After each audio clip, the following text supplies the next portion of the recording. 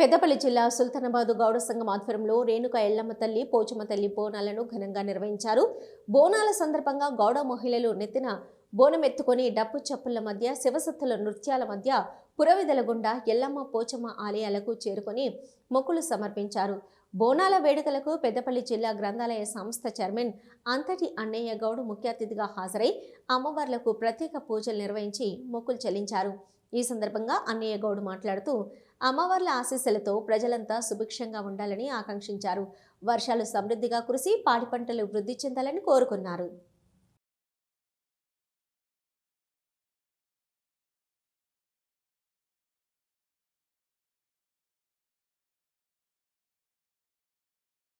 ఆషాఢ మాస బోనాలు హైదరాబాద్లో లస్కర్ బోనాలు జరుగుతాయి.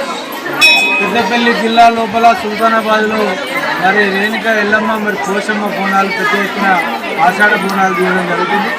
ఈ బోనాల కార్యక్రమంలో పాల్గొన్నటువంటి సోదరి మనులందరికీ మరి ముఖ్యంగా గౌడ సోదరులు అదేవిధంగా ఇతర అన్ని వర్గాల ప్రజలు పాల్గొని ఈరోజు మరి విజయవంతం చేశారు.